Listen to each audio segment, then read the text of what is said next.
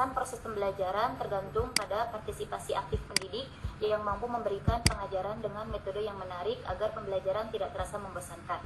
Keberhasilan siswa juga sangat terkait dengan kesiapan dan keahlian guru dalam menyampaikan materi pelajaran. Ini menurut Alwi tahun 2017. Maka dari itu perlu menerapkan metode pembelajaran yang dapat meningkatkan motivasi siswa. Dalam perencanaan pembelajaran ini tentunya juga terdapat berbagai macam model dari desain pembelajaran itu sendiri.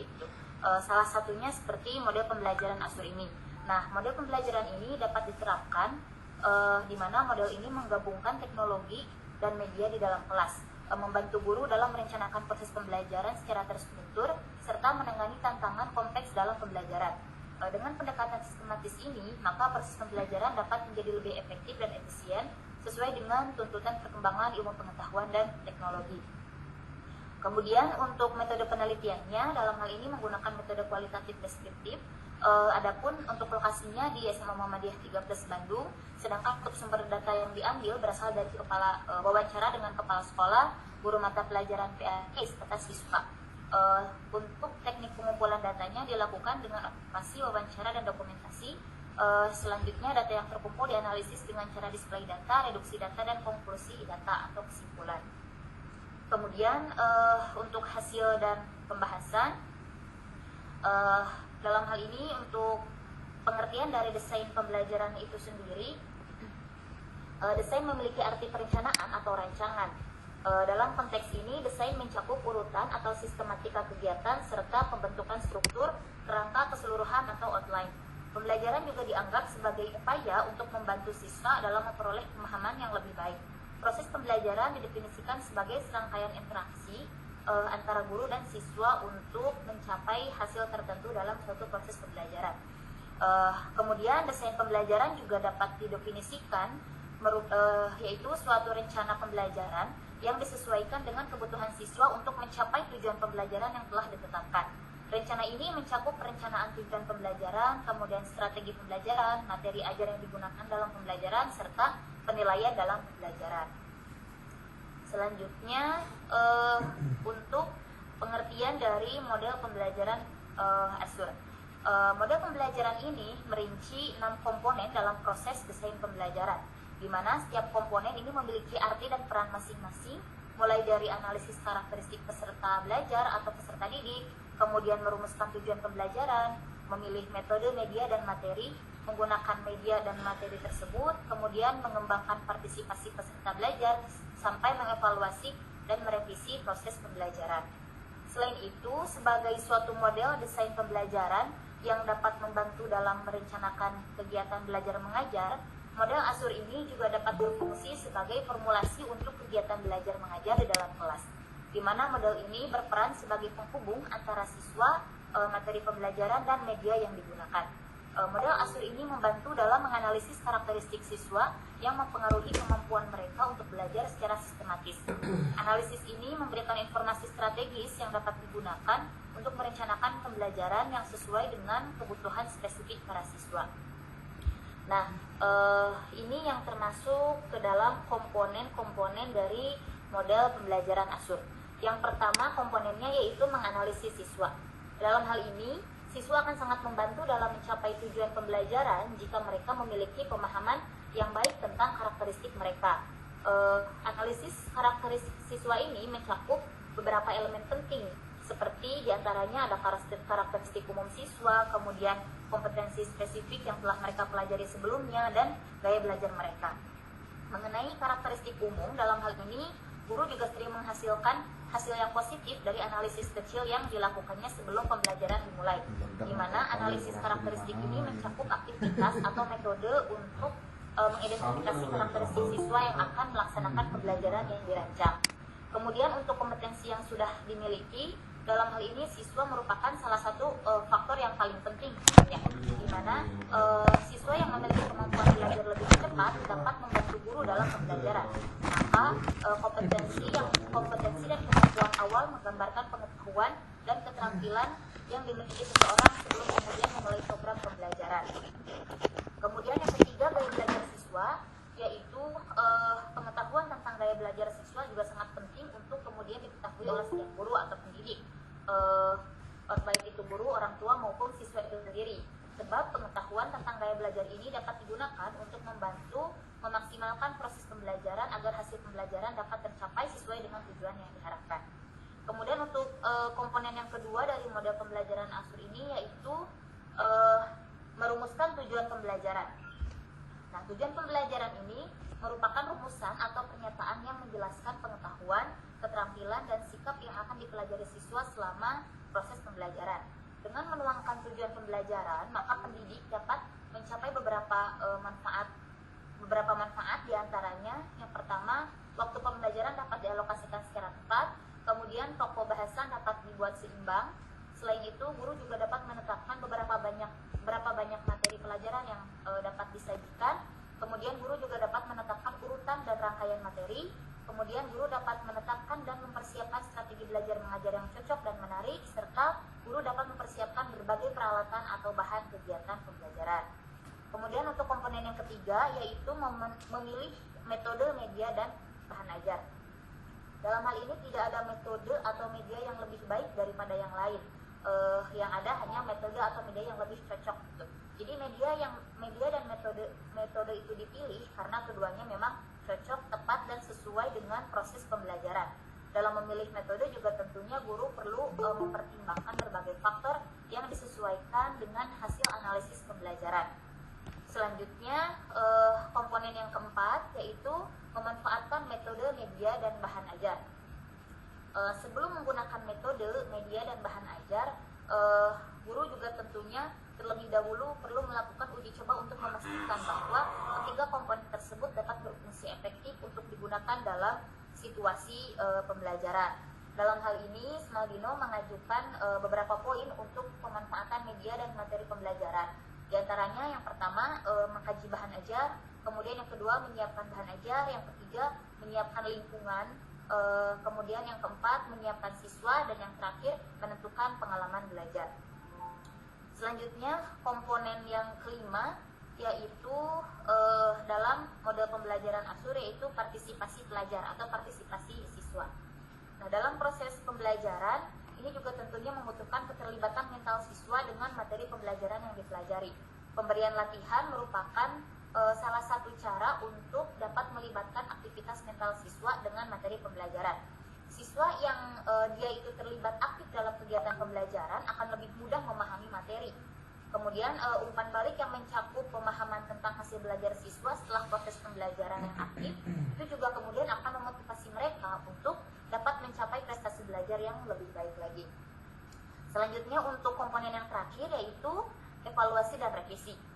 Nah, dalam proses evaluasi, guru juga perlu melakukan langkah-langkah sebagai berikut diantaranya.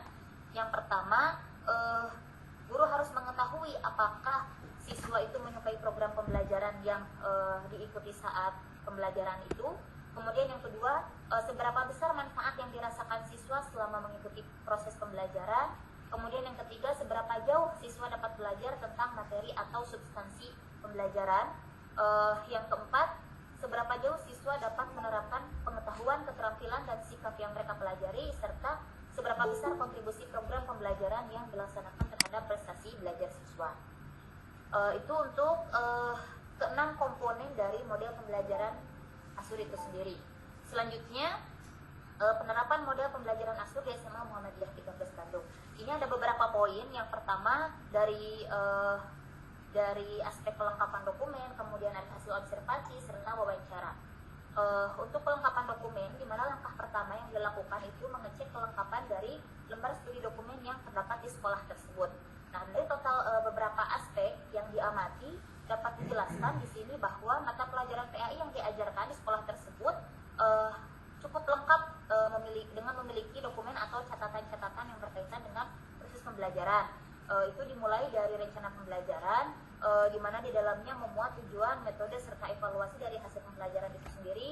Kemudian untuk materi dan sumber belajar yang disusun juga sudah disesuaikan dengan kurikulum PAI yang ada. Selain itu terdapat pula soal-soal yang digunakan untuk mengevaluasi hasil pembelajaran PAI. Selain itu terdapat juga data dari hasil evaluasi siswa serta catatan atau bukti dari keterlibatan siswa selama proses pembelajaran. Kemudian untuk hasil observasinya, dalam hal Spidol, LKS Pendidikan Agama Islam, serta sumber belajar lain yang ada keterkaitan dengan materi yang disampaikan, ini juga ada di sana gitu. Kemudian untuk metode pembelajaran yang digunakan, dalam hal ini yang digunakan oleh guru PAI yang mengajar di sana, yaitu berupa ceramah, tanya jawab, dan penugasan. Sebelum menerapkan model pembelajaran ASUR ini, hasil belajar siswa yang ada di sana di kelas 10 ini masih belum mencapai ketuntasan yang ditetapkan gitu. Sementara itu dalam hal ini hanya ada 13 siswa yang mencapai nilai ketuntasan, sedangkan siswa lainnya ini juga belum mencapai ketuntasan dari yang sudah ditetapkan. Dalam hal merespon siswa saat pembelajaran, jadi ketika guru menggunakan metode ceramah ini untuk menjelaskan materi pembelajaran, siswa ternyata kurang dan kreatif untuk mengikuti pembelajaran. Selain itu, siswa juga tidak memperhatikan apa yang dijelaskan oleh guru. Kemudian banyak siswa yang malah mengobrol, tidak fokus pada materi yang disampaikan, dan kendala-kendala lain yang itu menunjukkan bahwa tidak adanya keterlibatan siswa atau perhatian siswa selama proses pembelajaran berlangsung. Maka kemudian dari hasil observasi tersebut dapat disimpulkan bahwa untuk melaksanakan proses pembelajaran yang sesuai, tentunya seorang pendidik dapat memilih metode di mana penggunaan metode tersebut mampu memfasilitasi siswa dalam meningkatkan hasil belajarnya. Selanjutnya untuk wawancara, ini dilakukan kepada tiga orang. Yang pertama ada kepala sekolah. Dalam hal ini saya mewawancarai kepala sekolah SMA Muhammadiyah 13 Bandung, yaitu Ibu Mia Sumiasi, di mana dalam wawancara tersebut penulis bertanya mengenai penggunaan model pembelajaran ASUR di sekolah yang beliau pimpin. Namun berdasarkan hasil wawancara yang didapat, kepala sekolah menjawab dan menjelaskan bahwasannya beliau sendiri cukup paham, cukup tahu mengenai model pembelajaran ASUR ini, akan tetapi untuk penerapannya dalam proses pembelajaran di sekolah itu belum dilakukan gitu. Jadi beliau hanya memahami saja, tapi untuk penerapannya itu belum, karena beliau juga belum berdiskusi dengan guru PAI untuk menggunakan model pembelajaran tersebut.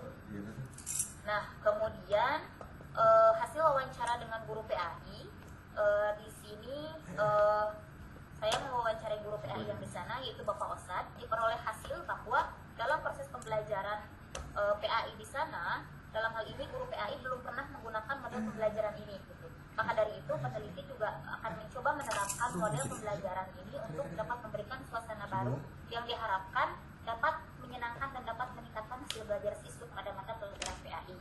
Selanjutnya ada siswa juga yang diwawancarai pada waktu itu, yaitu siswa kelas 10. Diperoleh hasil bahwa ketidakpahaman mereka mengenai model pembelajaran ini gitu.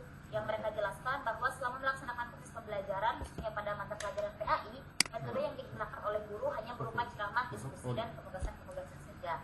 Nah, berdasarkan hasil wawancara dengan kepala sekolah, kemudian guru PAI dan siswa, maka dalam hal ini dapat disimpulkan belum adanya penerapan model pembelajaran ASUR di sekolah tersebut.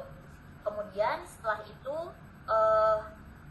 penulis mencoba untuk membuat perencanaan pembelajaran sesuai dengan tahapan model pembelajaran ASUR untuk kemudian dapat digunakan oleh guru PAI saat proses pembelajaran agar memperoleh hasil pembelajaran yang diharapkan. Nah, untuk tahapan-tahapan pelaksanaannya, yang pertama itu ada perencanaan. Tahap awal yakni menentukan materi pembelajaran, yaitu pada waktu itu materinya mengenai menghindari sifat hidup berfoya-foya materinya sudah sesuai dengan kurikulum 2013 yang terdapat pada semester ganjil. Nah, kemudian menyiapkan bahan ajar mengenai materi menghindari sifat hidup berfoya-foya.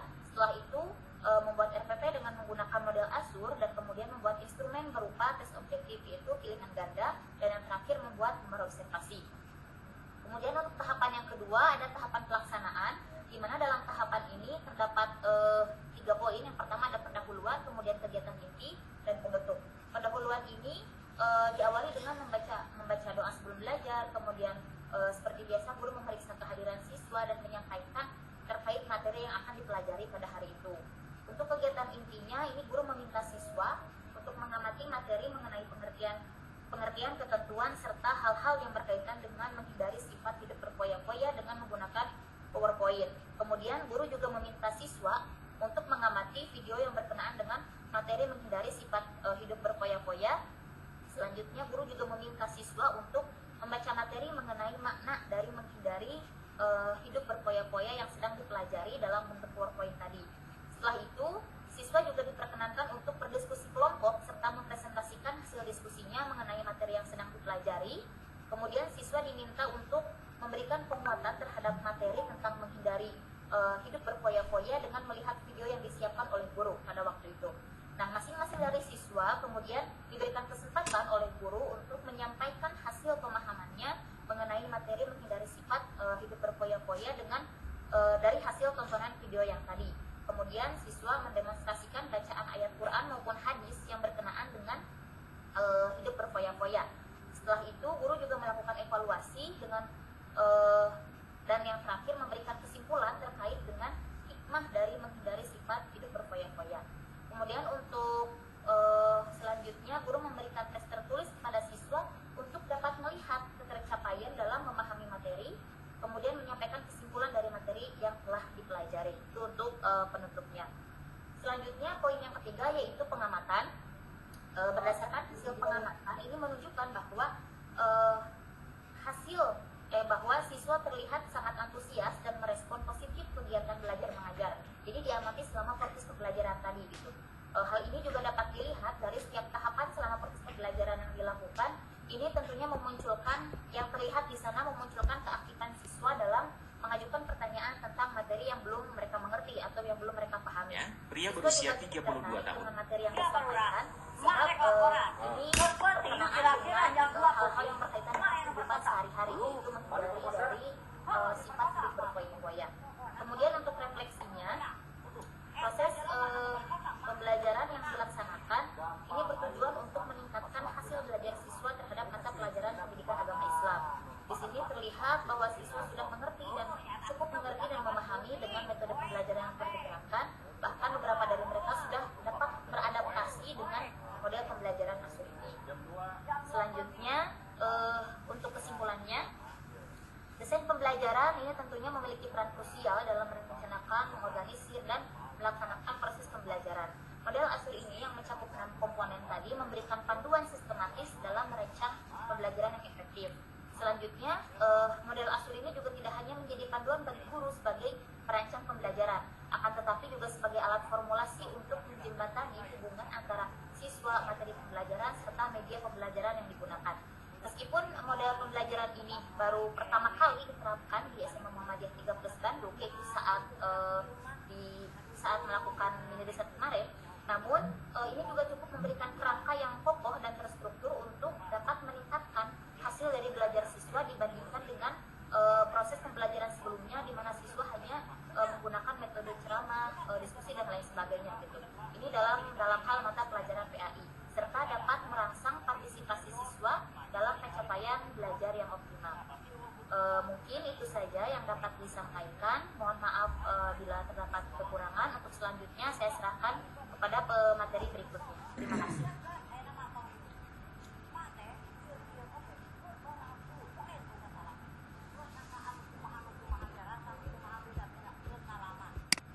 Pemateri selanjutnya Pak Nasirudin.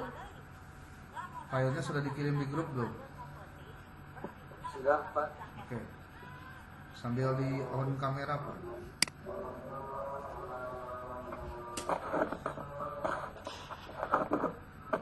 Ini sudah muncul belum ya? Sedang ya? Ya, silakan. Sudah. Ya. Baik, bismillahirrahmanirrahim. Assalamualaikum warahmatullahi wabarakatuh. Untuk materi atau artikel berikutnya yaitu tentang pembelajaran model ADI di Pondok Pesantren atau di MA Darul Arqam Muhammadiyah Garut. Latar belakangnya, hasil suatu pembelajaran terutama ditentukan oleh keterampilan guru dalam merancang pembelajaran, karena hasil yang maksimal tidak dapat dicapai dengan pembelajaran yang tidak dirancang secara sistematis. Pendidikan pada dasarnya bertanggung jawab agar seseorang tidak hanya mengetahui dan memahami nilai-nilai yang baik, namun juga dapat mengenali nilai-nilai baik tersebut dan mengamalkannya dalam kehidupan sehari-hari. Nah, sebagai perancang pembelajaran pendidik harus menguasai model desain pembelajaran. Dalam hal ini, guru perlu mengetahui model umum desain pembelajaran yang biasa disebut dengan analisis, design, development, implementation, dan evaluation, atau yang disebut juga dengan ADI. 5 fase yang termasuk dalam model ADI saling terkait dan penting untuk implementasinya. Untuk metode penelitian ini yaitu menggunakan pendekatan kualitatif dengan metode descriptive analysis. Analisis deskriptif digunakan untuk memberikan gambaran keadaan yang sebenarnya dari objek yang diteliti berdasarkan fakta-fakta yang ada. Kemudian lokasi dalam penelitian ini yaitu di M. Darul Arqam Putra, nanti lebih khususnya mungkin di kelas 7-nya.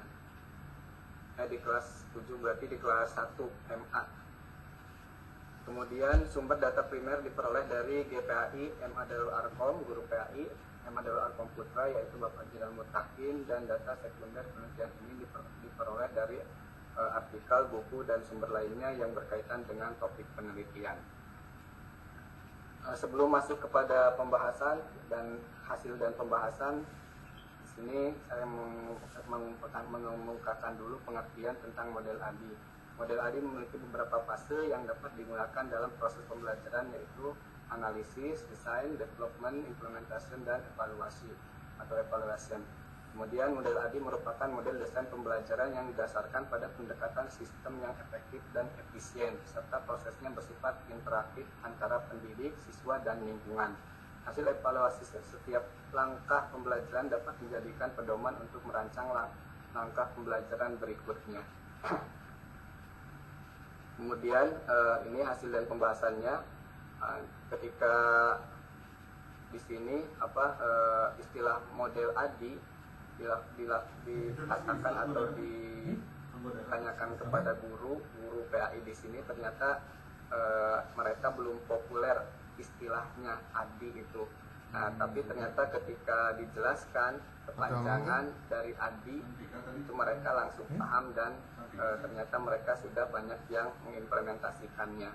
Jadi untuk istilah ADI ini kan singkatan. Nah, di sini masih banyak yang belum tahu untuk istilah ini, tapi ketika dijelaskan bahwa model ADI ini adalah adanya penerapan, kemudian analisis dan sebagainya tadi, maka di sini juga ternyata sudah pada tahu. Kemudian untuk penerapannya, untuk penerapan analisisnya, yang pertama tadi kan A-nya analisis. Nah, penerapannya pada tahap analisis ini, pendidik atau guru itu melakukan analisis rencana pembelajaran berbasis KI dan KD. Jadi mereka menganalisis dulu KI KD-nya. Nah, di sini guru-guru di sini KI itu di kelas 7 itu, di kelas 1 itu dia menggunakan KMA itu ya. KMA 83 yang dari Kemenag itu. Jadi KIKD-nya mengacu kepada Kemenag itu. Nah, kemudian pendidik menentukan keterampilan yang diperoleh siswa, terutama kemampuan memahami konten yang berkaitan dengan keyakinan kepada hari kiamat. Hal ini akan memungkinkan siswa untuk bertindak jujur, bertanggung jawab, dan adil dalam kehidupan sehari-hari sesuai dengan keyakinannya pada hari kiamat.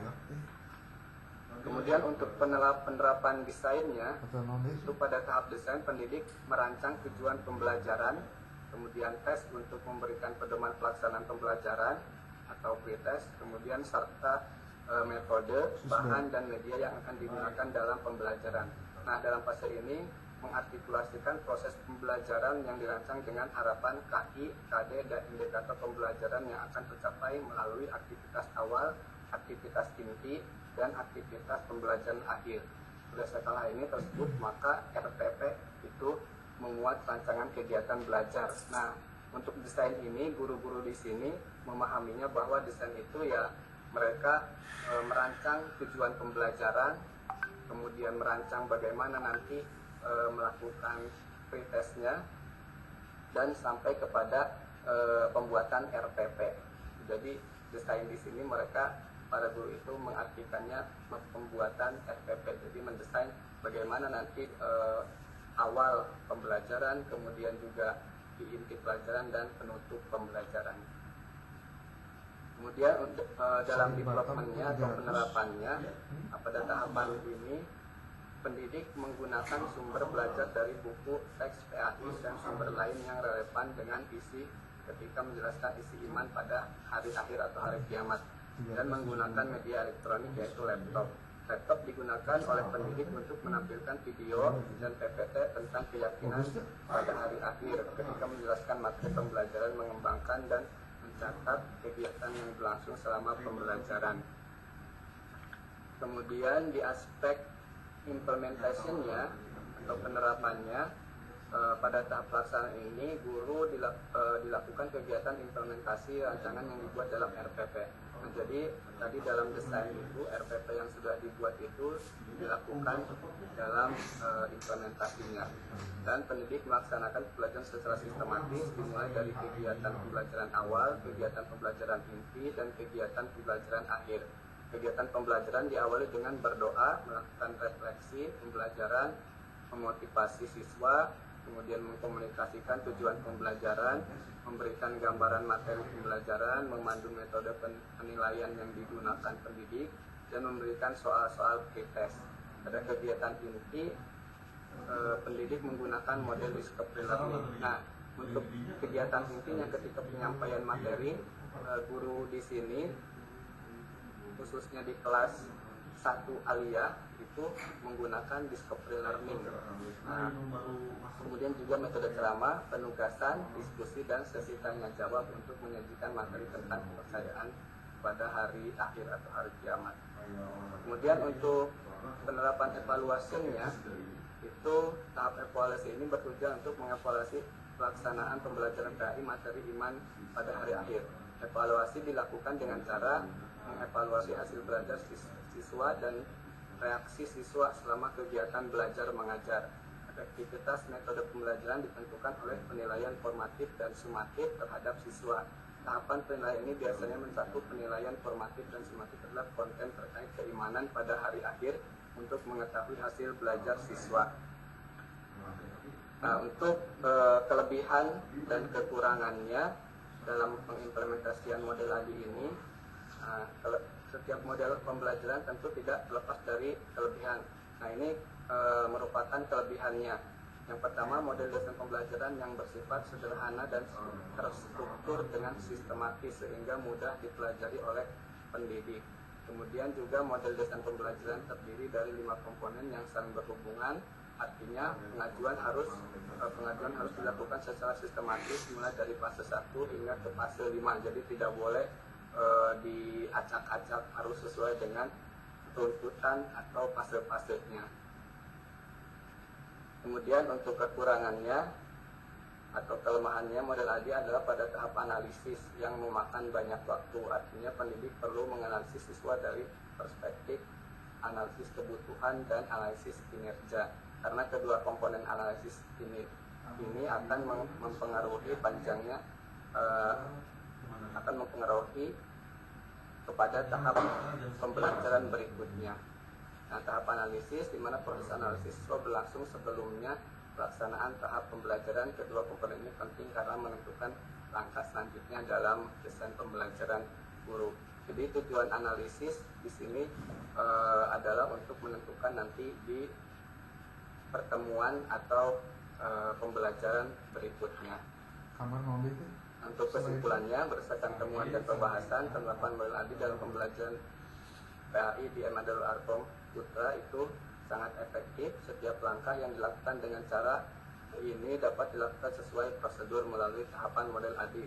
Siswa mampu memahami konten-konten keimanan pada hari akhir dan menerapkan perilaku jujur, tanggung jawab, dan berkeadilan dalam kehidupan sehari-hari.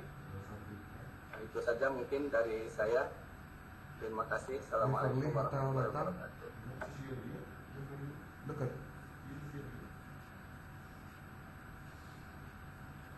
Waalaikumsalam warahmatullahi wabarakatuh.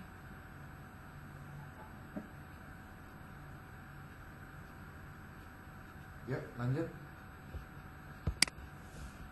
Siapa lagi? Komiska? Materi selanjutnya itu ada Pak Heri, Pak, tapi belum hadir. Pak Heri mana? Guswantoro. Heri mana?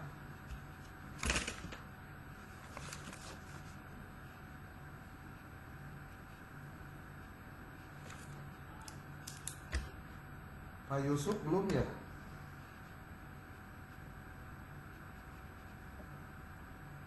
Pak Nasirudin sudah barusan, Bu Nurul sudah. Berarti Pak Hari dengan Pak Yusuf ya? Berarti Pak Hari dengan Pak Yusuf yang belum ya, Bu Miska? Bagaimana Pak? Pak Hari dengan Pak Yusuf ya yang belum. Di catatan saya kan ini ada 4 orang yang belum. Pak Nasirudin, Ya. Bu Nurul, Pak Hari dengan Pak Yusuf.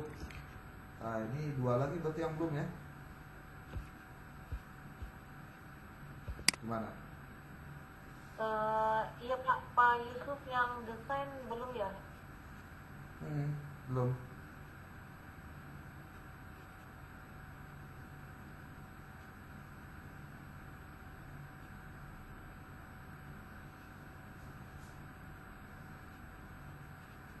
Pak Yusuf yang mana orangnya? Coba di ini tampilkan ininya Pak. Ini sedang Share screen-nya Pak. On kamera sih.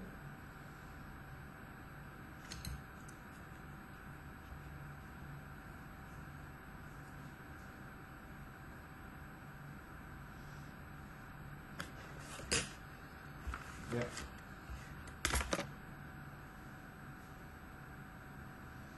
Ya Pak Yusuf.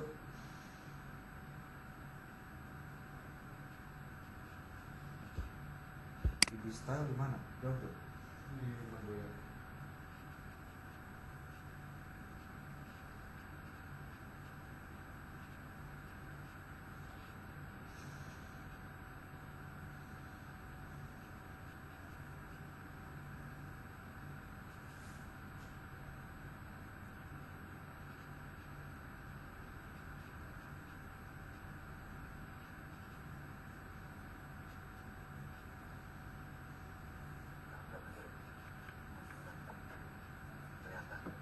Mahal ini. Maaf, udah kelihatan belum ya? Udah. Sudah, cuman masih di... Nah, udah Pak Yusuf. Ya. Pak Yusufnya di on kamera coba. Ini semua yang off kamera coba dinyalain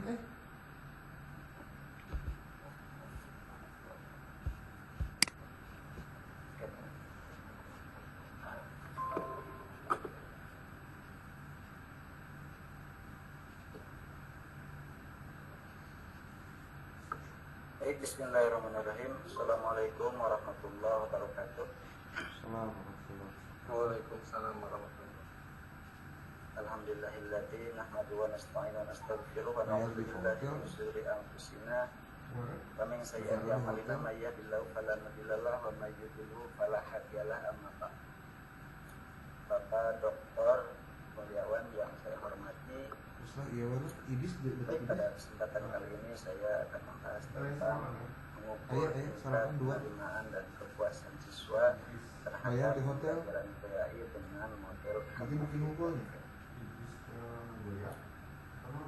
Model Hanafi NV ialah model desain pengajaran yang terdiri dari 3 fase, yaitu fase analisis, keperluan, kemudian fase desain, serta fase pengembangan dan implementasi.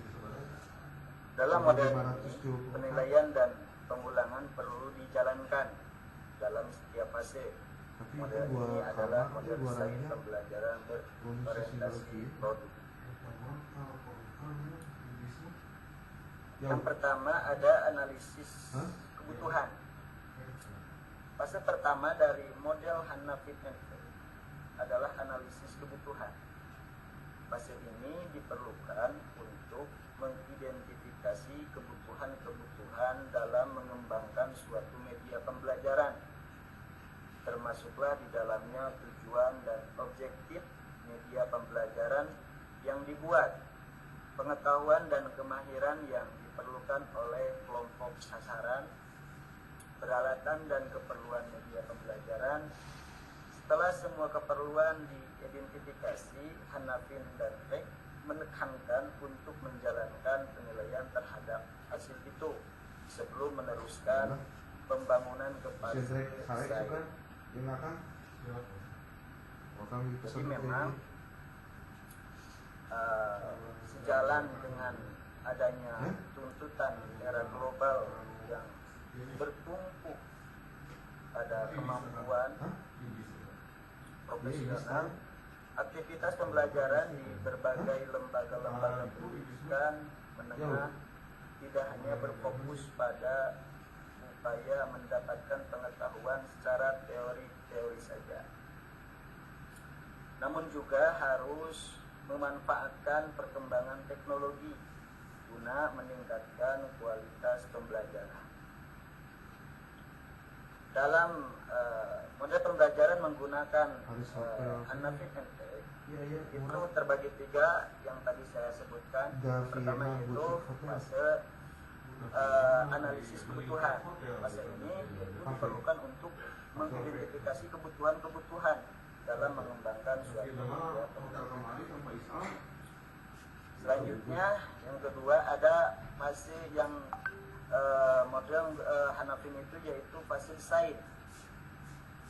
Di dalam fase ini informasi dari fase analisis dipindahkan ke dalam bentuk dokumen yang akan menjadi tujuan pembuatan media pembelajaran. Jadi untuk tadi fase yang pertama yaitu analisis kebutuhan dikumpulkan dulu, setelah dicari kebutuhan-kebutuhannya kemudian masuk ke fase desain, yaitu dikumpulkan, dipindahkan ke dalam bentuk-bentuk dokumen yang akan menjadi tujuan pembuatan media pembelajaran. Hanafin and Peck menyatakan fase desain bertujuan untuk mengidentifikasikan dan mendokumentasikan kaidah yang paling baik untuk mencapai tujuan pembuatan media tersebut. Selanjutnya ada pengembangan dan implementasi. Batu Ampar jauh tuh. Fase ketiga dari model Hanafin and Peck yaitu fase pengembangan dan implementasi. Hotel Harbor Bay Batam. Jadi setelah fase kebutuhan dan fase desain, selanjutnya masuk ke fase perkembangan dan implementasi. Nah, Hanafin dan Peck mengatakan aktivitas yang dilakukan pada fase ini adalah penghasilan diagram alur, pengujian serta penilaian formatif dan penilaian sumatif. Maksud daripada penilaian formatif dan penilaian sumatif yaitu kalau formatif itu penilaian yang memang menilainya tersebut itu dalam kondisi pembelajaran sedang berjalan, gitu. Dari mulai awal sampai proses pembelajaran. Jadi untuk melihat perkembangan pembelajaran yang sedang diajarkan itu dalam penilaian formatif. Kalau penilaian sumatif yaitu menilai dalam setelah melaksanakan pembelajaran seperti itu. Contoh dengan melaksanakan pengujian atau mengetes penguasaan setelah pembelajaran tersebut selesai, seperti itu. Siswa ini menguasai atau tidak. Dokumen storyboard akan dijadikan landasan bagi pembuatan diagram alur yang dapat membantu proses pembuatan media pengajaran. Untuk menilai kelancaran media yang dihasilkan seperti kesinambungan link, penilaian dan pengujian dilaksanakan pada fase ini. Hasil dari proses penilaian dan pengujian ini akan digunakan dalam proses pengubahsisaian untuk mencapai kualitas media yang diinginkan. Selanjutnya konseptual model Hanafin and Peck. Model ini berorientasi pada produk. Artinya model desain Hanafin and Peck bisa menghasilkan media pembelajaran seperti video pembelajaran, media pembelajaran, dan model-model yang tergolong sebagai model yang berorientasi pada produk biasanya ditandai dengan 4 asumsi pokok, yaitu yang pertama produk atau program pembelajaran memang sangat diperlukan. Kedua, produk atau program pembelajaran baru memang perlu diproduksi. Yang ketiga, produk atau program pembelajaran memerlukan proses uji coba dan revisi. Selanjutnya, produk atau program pembelajaran dapat digunakan hanya dengan bimbingan dari fasilitator. Dalam model ini, penilaian dan pengulangan perlu dijalankan dalam setiap fase. Selanjutnya, dalam model Hanafi MTech tentu ada kelebihan dan kekurangannya. Setiap model itu tentu ada kelebihan dan kekurangannya.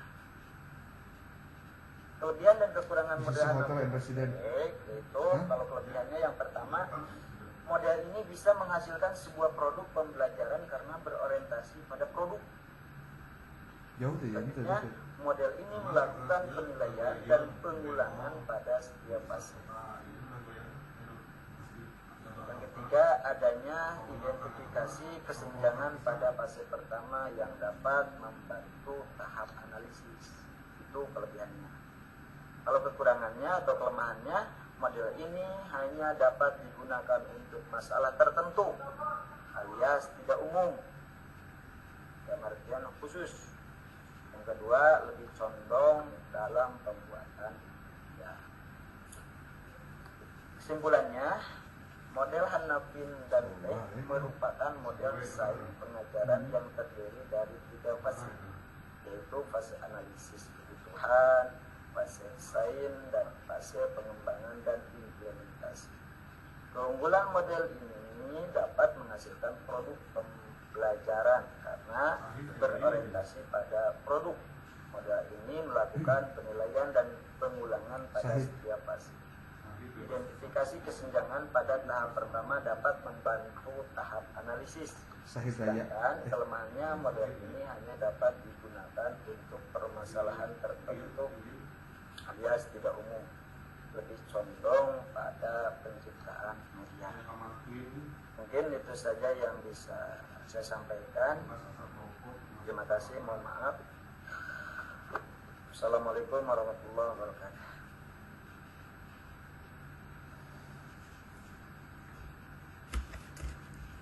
Yusuf, oke. Ya.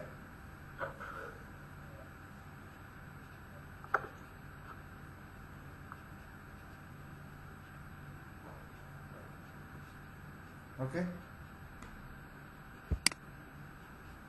Sudah 3 orang ini untuk paparan. Yang tidak hadir siapa hari ini, Bu Miska?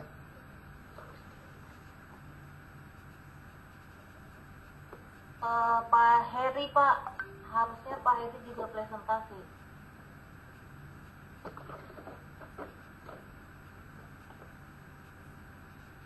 Jadi hanya 3 ya.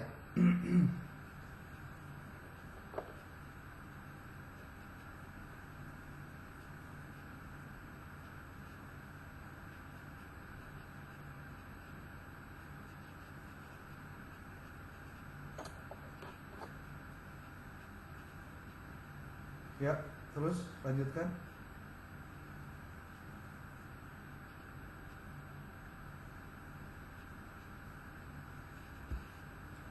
BCC lokasinya di mana, Pak? BCC di berarti kok akan dijadikan ini sih? Nomor kartu. Aduh. Coba pembayaran. Pembayaran di bank.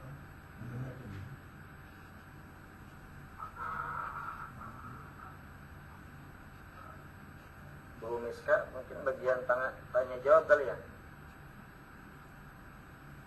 Ya, silakan Pak. Sok, silakan.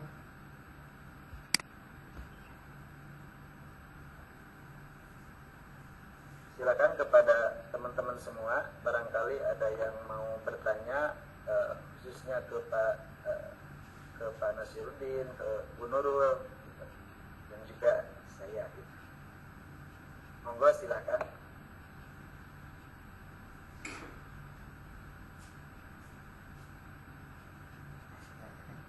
Jadi pertanyaannya jangan yang ngetes ya, tapi yang memang belum tahu kira-kira seperti itu.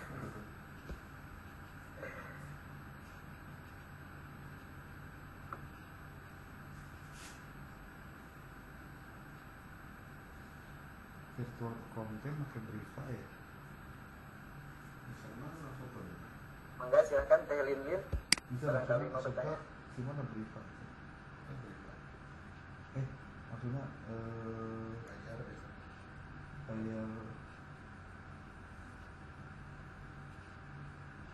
tidak ditemukan transaksi baru.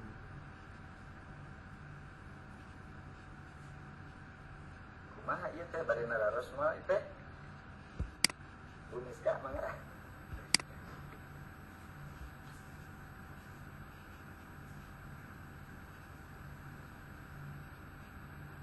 Ini kayaknya sudah pada ngantuk ya, mau ngerjain UAS gitu mah.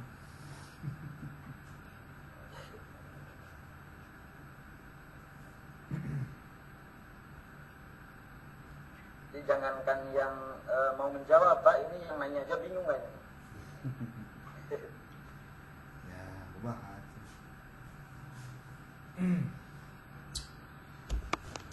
Oke, saya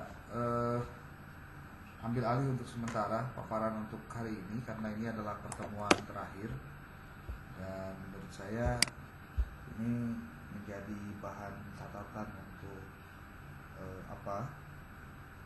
teman-teman semua untuk mengkaji lebih lanjut tentang hal-hal yang sedang kita kaji dalam materi desain pembelajaran PAI. Saya sering kali mengatakan bahwa kalau untuk mata kuliah desain pembelajaran PAI ini ada kaitannya dengan mata kuliah kajian dan pengembangan kurikulum PAI. Mata kuliah kajian dan pengembangan kurikulum PAI, konten dasarnya adalah tentang bagaimana materi itu bisa disampaikan. Tetapi modelnya itu ada dalam mata kuliah desain pembelajaran PAI. Yang teman-teman lupa, sebuah model pembelajaran hanya bisa dilakukan jika materinya tepat sesuai dengan tujuannya. Jadi kalau saya boleh sedikit menambahkan, melakukan revisi terhadap seluruh materi yang terdapat dalam artikel Anda, seharusnya ada penjelasan yang lebih clear, lebih jelas. Posisi model pembelajaran Hanafi and Peck, ADI, Assure, Dig and Carry. Pertanyaan besarnya adalah, apakah materi yang Anda sajikan melalui pembelajaran dengan model-model itu sudah tepatkah itu dilakukan di jenjang yang Anda lakukan tadi? Sebab saya belum, ya sebut saja, tidak mendengar analisis kritis tentang ketidakcocokan dari materi, dari model pembelajaran ini untuk pencapaian tujuan pembelajaran PAI. Jadi kalau pertanyaannya seputar pada persoalan bagaimana caranya mengajarkan model ini untuk pelajaran PAI, saya pikir tidak akan susah. Tetapi kalau ditanya apakah pembelajaran ini dengan model-model tadi disampaikan itu tepat atau tidak, nah saran saya, ketika ditemukan ketidaktepatan itu, apakah karena memang ini materinya, apakah karena memang nilai-nilai yang terdapat di dalam PAI ini tidak bisa tersampaikan hanya dengan penjelasan dari jenis model-model tadi, atau seperti apa? Saya malah justru ini juga jadi catatan nih. Dari tadi 3 teman Anda, Pak Nasiruddin, Bu Nurul Afifah, dan Pak Yusuf, itu dalam metode penulisan artikelnya itu merujuk pada pendapat tentang adanya penelitian deskriptif kualitatif. Coba tolong dicek lagi, Bu. Saya seringkali diskusi dengan Pak Dr. Asep Nursoba sebagai Ketua Prodi PAI. Beliau malah berdiskusi dengan saya begini, coba Pak Mul cek, misalnya gitu. Apakah di bukunya Creswell, di bukunya siapa, ya terutama Creswell, adakah penjelasan bahwa penelitian kualitatif itu bentuknya ada yang deskriptif? Karena nih, nah ini juga jadi catatan buat Anda nanti kalau mau melakukan riset dengan menggunakan pendekatan kualitatif dan dalam tulisannya ada deskriptifnya.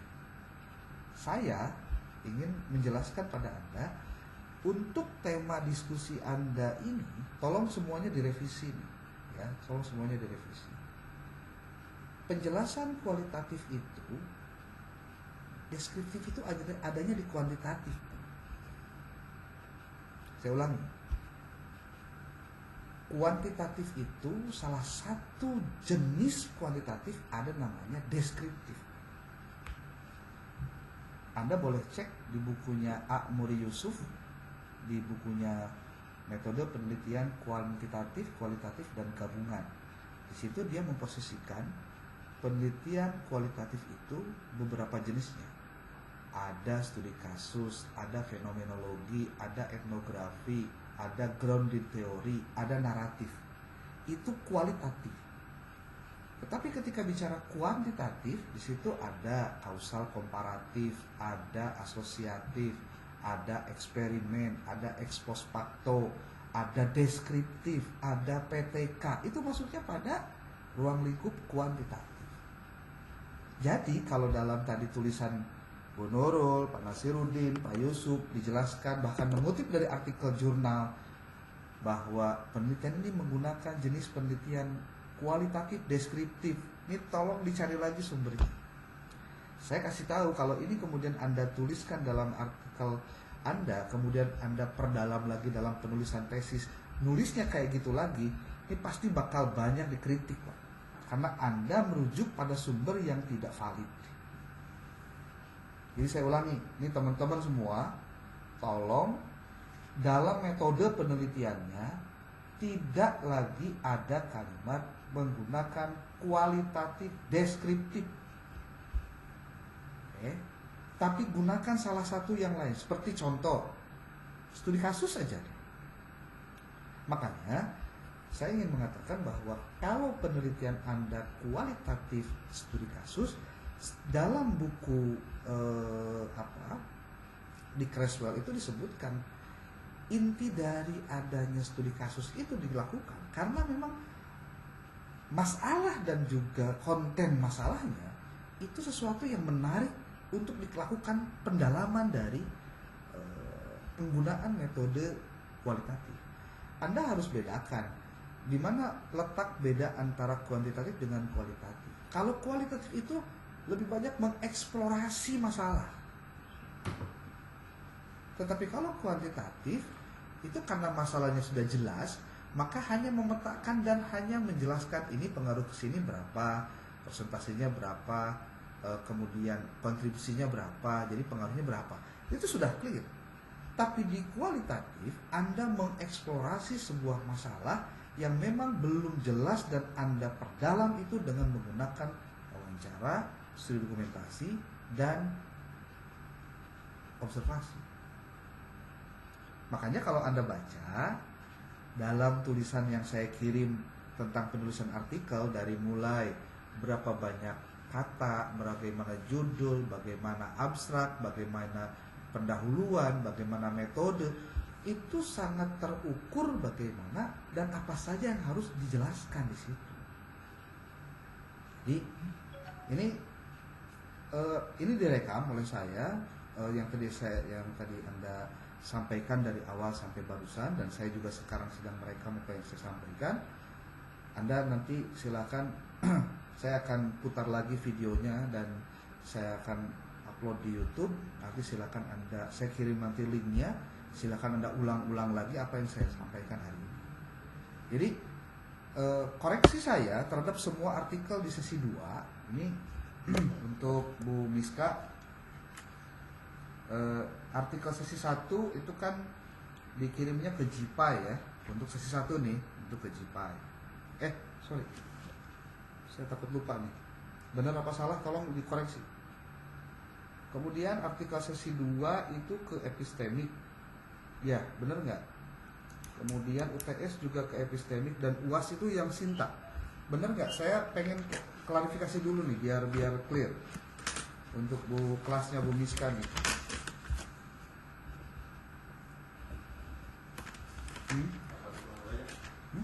What? Sintak yang desain mah. Oke, saya pengen ada penjelasan ulang, jangan sampai karena ini pertemuan terakhir untuk tatap muka. Ya Pak, Pak. Ya. Kelasnya Bu Miskati itu Jumat jam kedua dan keempat. Oke. Jam kedua itu materi desain pembelajaran PAI. Untuk jam keempat itu adalah kajian dan pengembangan kurikulum. Kajian dan pengembangan kurikulum PAI. Oke. Tugas itu ada 1, artikel sesi 1. Sesi 1 itu yang dimaksud adalah artikel sebelum UTS. Oke. Kemudian ada UTS. Kemudian ada artikel sesi 2. Kemudian ada mini research plus apa? UAS di situ.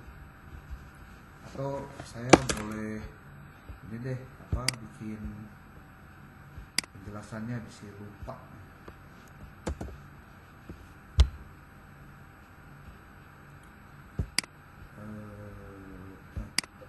Belum Bapak, saya pribadi udah paham gitu Pak untuk tugas-tugasnya. Tapi yang untuk desain Bapak, berarti setelah sesi 2 teh ada lagi mini research selanjutnya ya Pak? Oke, sebentar. Beda. Saya akan jelaskan itu setelah saya mendapatkan dulu penjelasan dari Anda. Kan materinya ada 2 ya. Bentar. Saya share screen dulu. Share screen. Oke, share. Oke, ada desain pembelajaran kan. Saya takut salah, makanya saya harus konfirmasi ke Anda. Kemudian yang kedua ada kajian dan pengembangan kurikulum. Baik. Tampilannya kelihatan nggak? Atau perlu saya perbesar? Nih, saya perbesar nih. Nah, oke ya, nih. Oke, yang pertama ada materi dari artikel sesi 1. Artikel sesi 1 ini plus dengan PPT-nya pasti ya, tidak usah dibahas lah, PPT-nya mana pasti ada. Yang kedua ada UTS, kemudian ada artikel untuk tampilan sesi 2. Sesi 2 dan PPT-nya pasti. Kemudian ada mini research, riset dan UAS. Nah, ini juga saya copy dulu ke sini, masukin ke sini. Oke. Nah, ini tugasnya nih. Pertanyaannya, kalau untuk artikel sesi 1 dan PPT untuk materi desain Bu Miska, ini sudah dikirim kemana? Dikirim belum? Atau sudah dikirim kemana? Kita punya drive-nya masing-masing di setiap grup Pak. Oke, terus? Jadi di setiap drive mata kuliah desain dan kurikulum sudah disediakan 1 orang ada 5 folder. Oke, betul. Maksud saya begini, apakah artikel sesi 1 ini sudah disesuaikan dengan template jurnal tertentu yang dikirim kemana? Sudah belum? Kalau yang artikel sesi 1 semuanya pakai GPy. Oke. Template-nya GPy ya. Template-nya GPy. Tapi belum dikirim kemana-mana kan? Ya, belum. Oke, belum dikirim. Pertanyaan itu lanjut. Sekarang UTS. Kalau UTS itu, kalau saya tidak salah, itu dikirim ke jurnal epistemik ya. Artikelnya dikirim ke jurnal epistemik, bener kan? Bener nggak? Ya Pak. Oke, berarti Ya benar. tinggal saya nanti mengecek apakah Anda sudah atau belum mengirimkan itu ke jurnalnya. Makanya Bu Miska dan Pak Kafnun itu diminta untuk menuntaskan yang namanya penyusunan drive untuk masing-masing mata kuliah ini. Yang ketiga, Yang gimana? ya yang epistemik sudah dikirimkan filenya ke Bapak, nomor dan judul-judulnya. Oke, siap. Pertama itu, yang kedua ini sekarang untuk materi desain pembelajaran PAI itu kan ada artikel sesi 2. Artikel sesi 2 itu adalah artikel yang disajikan oleh Anda berdasarkan mini research yang dilakukan dengan apa sebutnya tuh instrumen-instrumen yang saya susun, ya kan? Nah, instrumen yang saya susun itu Anda buat artikel untuk sesi 2. Pertanyaannya, menggunakan template mana? Epistemik ya? Yang sesi 2 bebas Pak. Bebas, oke. Karena ini kan mau disintakkan ya? Atau belum? Masalahnya saya di kelas lain treatmentnya beda-beda sih. Saya takut lupa. Non sinta Pak kalau nggak salah. Oke, berarti ini non sinta ya. Oke, nggak masalah. Karena untuk yang mini research dan UAS inilah yang sinta tapi, nah ini yang saya ingin klarifikasi nih ya, biar fair lah gitu. Mini research dan UAS itu saya gabungkan jadi satu. Jadi kalau Anda mengerjakan mini research berarti sama dengan mengerjakan UAS. Oke. Dan ini yang bersinta. Ya. Sintanya bebas. Mau sinta 2, 3, 4, 5, 6 terserah. Nih. Berarti satu ya Pak? Hanya satu saja. Ya. Yang kemarin kan Bapak teh kedua Bapak kirimkan ke Bapak. Terus untuk kemarin kirimkannya ke jurnal target bersinta. Kalau yang sudah terlanjur dikirim ke jurnal target bersinta bagaimana Pak? Ya sudah. Untuk riset dan Jadi gini. Oke. Mini research maksudnya Anda membedakan artikel mini research dengan artikel UAS gitu ya? Jadi kan di situ Bapak tertulisnya yang artikel sesi 2 itu non sinta, tapi yang punya sudah terlanjur dikirimkan ke yang sinta gitu Pak. Oh, ya berarti tinggal yang UASnya aja dikirimkan ke non sinta gitu. Oke. Jadi tinggal salah satunya saja. Jadi sebenarnya gini, ini kalau saya boleh. Oh ditukar. Yang penting satu saja yang bersinta, mana saja terserah. Gitu maksudnya. Mau yang artikel sesi 2, mau yang UAS, saya tidak membatasi gitu. Yang pasti. Lagi. Kenapa? Sok. Kalau artikel sesi 2 kan sudah dikirim ke yang bersinta, tapi belum ada respon. Nah, boleh nggak ya? itu dikejar dulu. Dikejar tuh maksudnya ditanyain. Atau gini deh, gampang nama, dua-duanya aja yang bersinta. Tapi cari yang gratis, selesai kan urusan. Dan yang penting nama kan gratisnya itu, bukan yang bayar gitu loh maksudnya. Saya ke jurnal lain ya Pak ya? Ya. Tapi yang bersinta. Jadi nanti Bu Miska sama Pak Kafnun, yang penting itu bukan hanya beresnya, tapi mensubmitnya. Dan ini yang paling penting, ada komunikasi yang dilakukan oleh Anda kepada editor untuk memastikan, Pak, kira-kira artikel saya bisa lolos nggak, atau bisa kira-kira bisa publish nggak di jurnal Bapak? Saya sebagai penulis siap melakukan revisi yang diminta, itu bahasanya. Jadi yang namanya editor itu sangat senang kalau si penulisnya itu mengikuti arahan dan juga perintah, bahasanya gitu ya, aturan yang dikeluarkan oleh editor sebetulnya gitu. Jadi Bapak Ibu, nah sekarang begini, ini yang jurnal yang artikel sesi 1 nih, ini kan belum kemana-mana dikirim. Nah silahkan ini nanti akan saya kirimkan sebuah apa ya, bukan sebuah lah.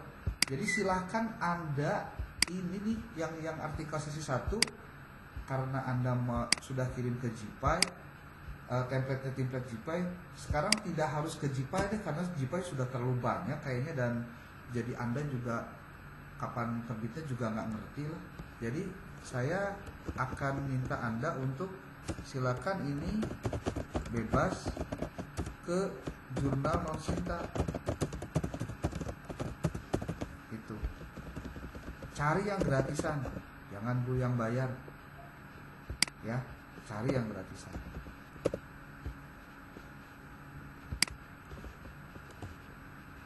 Bapak, Yuk, mangga. mini riset plus UAS tuh temanya atau pedomannya ada lagi nggak Pak? Atau Nah, bebas? gini, tema dari ini bagus pertanyaannya. Tema dari mini riset dan UAS itu adalah pendalaman dari artikel sesi 2. Jadi, supaya Anda tidak melakukan riset ke lapangan lagi, karena datanya sudah Anda punya. Jadi boleh jadi pada saat Anda mengerjakan artikel sesi 2, Anda hanya menggunakan wawancara dengan observasi, tapi studi dokumentasinya belum dipakai sebagai alat pengumpul data. Nah, Anda bisa pakai untuk penulisan mini research dan UAS. Kayak gitu aja, simpel sih sebenarnya. Kalau boleh saya sebut simpel tuh karena yang penting Anda sudah melakukan risetnya. Jadi kalau ditanya kenapa kemudian mahasiswa suka bingung pada saat dia akan menulis artikel, karena dia nggak pakai instrumen pada saat dia mencari data di lapangan. Itu aja masalahnya. Jadi rata-rata, ini persis kalau Anda melakukan penelitian tesis. Anda nggak bikin instrumen penelitian. Tahu-tahu Anda ke lapangan aja wawancara, observasi nggak jelas. Anda gimana mau mengumpulkan datanya? Apakah yang dikumpulkan itu sesuai dengan tujuan penelitian Anda atau tidak? Nah, itu persoalan penting kalau menurut saya. Dan problem berikutnya adalah karena tidak dilakukan karena tidak dilakukan cara yang benar pada saat Anda mewawancarai, mengumpulkan datanya, membuat codingnya, kemudian mengklasifikasi mana pertanyaan untuk jawaban ini, mana jawaban untuk pertanyaan ini, dan lain-lain, sehingga kebingungan pada saat akan menulis, saya mesti nulis apa ya di tesis di riset ini. Jadi kalau saya boleh mengatakan, kalau Anda ingin mudah melakukan penulisan, Anda harus punya datanya. Dari mana data itu? Ketika Anda menyusun instrumen pengumpulan data, lalu Anda ke lapangan mencari datanya, hasil wawancara sesederhana apapun itu adalah hasil dari penelitian. Kalau contohnya Anda ngobrol hanya 2 kali pertemuan, tapi mendalam gitu, sampai omongan dari gurunya direkam, hasilnya itu kemudian Anda olah, Anda tulis kembali, Anda transkrip, dan itu jadi temuan yang menarik. Gitu. Jadi jangan sampai merendahkan, Pinani wawancara atau ngobrol-ngobrol, dalam riset itu jadi temuan loh. Sebetulnya begitu. Nah, kenapa kemudian hasil penelitian itu jadi menarik? Karena hasil data Anda, hasil pengumpulan data Anda konfirmasi dengan teori-teori dan artikel-artikel penelitian yang memang sudah ada sebelumnya. Sehingga itu menjadi lebih berwarna lagi hasilnya. Gitu. Jadi kalau pertanyaan tadi, Pak, saya artikel sesi 2, artikel untuk mini research dan UAS itu nanti saya ngambilnya dari mana? Tadi itu yang jawabannya. Ambillah dari jurnal-jurnal yang ada. Jadi ngaco. Dari pendalaman materi sesi 1 yang sesi 2 yang ada saya bikin instrumennya teh. Itu. Oke? Jadi Anda tidak perlu lagi ke lapangan. Anda tinggal fokus saja bikin artikelnya. Dan ingat ya, penyusunan judulnya harus mengandung minimal 3 significance, method dengan objektif yang saya sering ulang-ulang itu. Gitu. Seperti contohnya tadi penggunaan model Azure untuk meningkatkan hasil pembelajaran siswa di mana contoh. Nah, tinggal diolah lagi. Itu tadi siapa Bu Nurul ya, menggunakan alat pengumpul datanya dari observasi saja. Kalau observasi saja berarti apa yang diamati selama proses pembelajaran gitu. Terus di dalam artikel mini risetnya untuk UAS, Bu Nurul menggunakan alat pengumpul datanya itu dengan wawancara dengan studi dokumentasi. Itu kan sudah beda dengan yang pertama tadi. Itu. Jadi kalau misal Anda melakukan riset itu bisa jadi beberapa artikel sebetulnya. Begitu. Ya. Oke, saya ulang ya. Jadi ini apa yang saya sampaikan hari ini itu akan saya upload di YouTube saya. Untuk Anda silakan ulangi lagi kalau misalkan ada kesalahan. Nah, oke. Bisi lupa.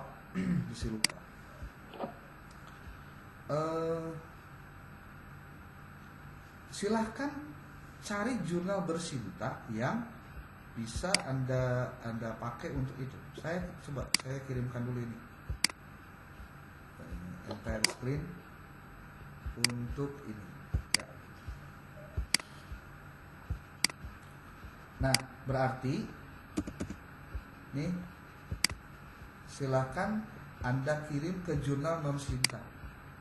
Kalau Anda belum punya yang non-sinta, nanti saya kirim beberapa linknya. Tapi kalau sudah ada aja alhamdulillah. Tadi pertanyaan siapa tadi? Pak, saya sudah kirim yang mini research-nya ke yang non-sinta, tapi yang artikel sesi 2-nya ke sinta. Gimana caranya? Gimana itu? Nggak apa-apa. Jadi nanti output Anda dengan saya, yang epistemik jangan dihitung ya, itu khusus aja karena itu untuk UTS. Jadi output Anda untuk di mata kuliah desain pembelajaran itu berarti 2 artikel non-sinta plus 1 artikel, saya tulis aja deh, ke jurnal epistemik. Kemudian 1 lagi artikel sinta ke artikel ke sinta. Nah, gitu. Jadi 2, 3, 4, hanya 4 saja. Tuh. Nah, sekarang bagaimana dengan mata kuliah kajian dan pengembangan kurikulum? Ini pun tidak jauh beda. Saya posisikan ini Bu Miska, siapa? Pak Kafrun atau Bu Miska ini kalau untuk kajian? Pak Kafrun ya? Oke. Kalau untuk UTS-nya sama ya, ke jurnal epistemik ya? Oke. Berarti selesai nih. Nah, tinggal untuk artikel sesi 2-nya juga sama, non-sinta ya? Atau sinta? Sebetulnya mana Pak? Non-sinta juga. Non-sinta ya? Oke. Kemudian mini risetnya saya pastikan sama juga dengan UAS. Gitu. Dan ini sinta bebas nomor 2, 3, 4, 5 atau 6. Nah, kemudian ini juga sama. Kalau ini template-nya template Cipai, saya pastikan juga polanya sama begini. Tuh. Jadi pertanyaan tadi dijawab dengan ya jawaban ini tuh. Artikel sesuatu template Cipai belum dikirim, silahkan bebas ke jurnal non-sinta ya gitu.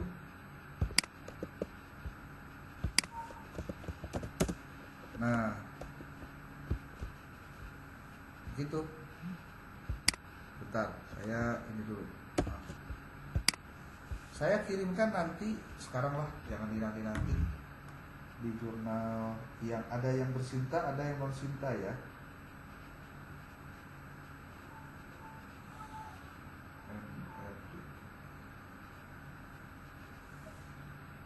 Sok, ada pertanyaan dulu boleh?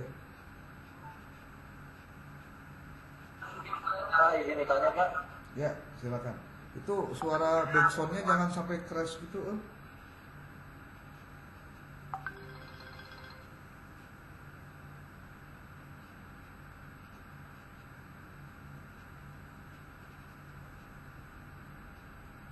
Sok, gimana Pak Kapnon?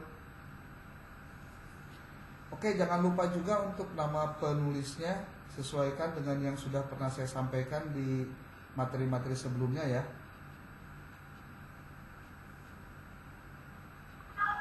Kalau yang mata kuliah kajian pengembangan kurikulum itu Pak, sesi 2-nya saya udah masukin ke yang Sinta Pak. Sekarang lagi revisi dari editor. Oh, nggak apa-apa. Maksudnya sudah yang bersinta atau yang non sinta? Yang bersinta Pak. Yang mana? Yang nomor berapa artikel? Yang artikel sesi 2 Pak. Oh, sesi 2. Ya nggak apa-apa. Tadi kan pertanyaannya sama. Jadi kalau misalkan Anda sudah masukin yang artikel sesi 2 ke yang sinta, berarti nanti artikel untuk mini riset atau UASnya boleh tidak bersinta gitu. Ya Pak. Kartas gak? Jadi Aman Pak, sama.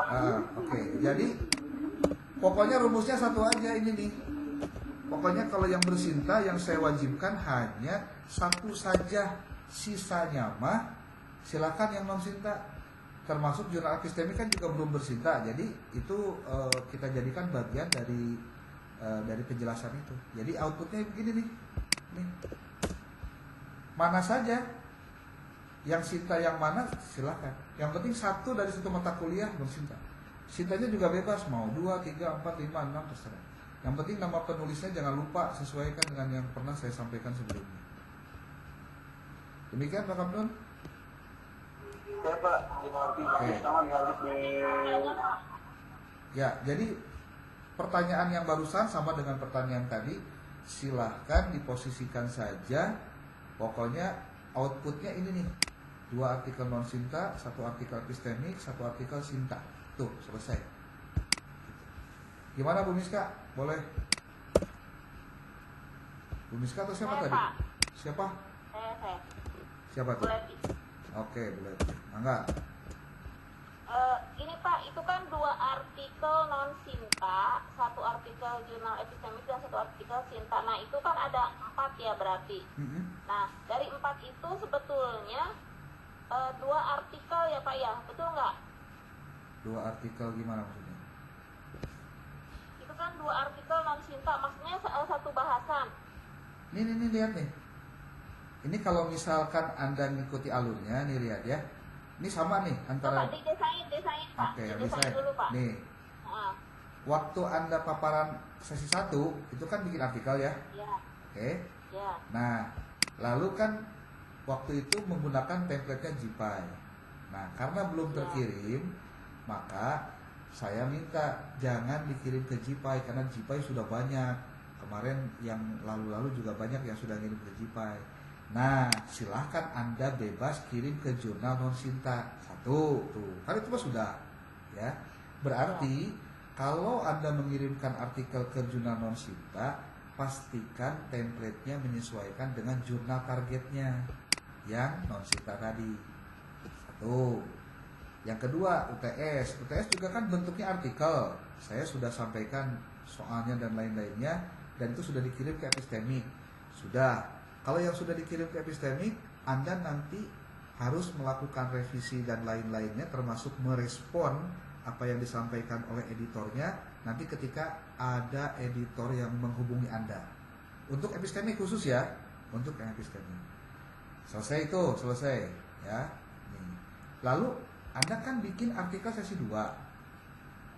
Iya. Nah, pada saat bikin artikel sesi 2, Anda kan menggunakan instrumen tuh. Ya.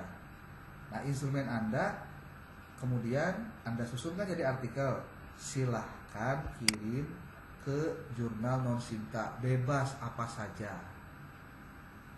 Nah, lalu Anda harus membuat untuk mini riset dan UAS. Nah, saya buatkan mini riset satu saja tapi bernilai UAS gitu. Jadi UASnya dinilai dari Jadi pekerjaan Pak, mini riset. beda artikel ya Pak ya? Beda artikel, beda. Beda artikel. Jadi ini artikelnya beda Yang lagi. nomor 3 itu sama ya Pak sama mini riset, saya pikir sama. Enggak, dibedakan Bu. Tadinya malah mini riset dengan UAS itu dibedakan jadi satu-satu. Makanya saya pikir ini pasti repot lagi lah waktunya. Jadi gini, nah pertanyaan kan tadi, Pak, saya harus nulis apa untuk mini riset dan UAS kan gitu, ya. Nah, Anda tinggal menulis pengembangan dari artikel sesi 2. Kan waktu artikel sesi 2 Anda menggunakan apa? Instrumen yang saya buat tuh, ya. Nah, untuk artikel Bukannya artikel sesi 2 itu mini riset Pak? Iya betul, tapi kan bentuknya jadi karena UAS Bu. Jadi ada artikel sesi 2, ada mini research. Iya. Iya, gitu.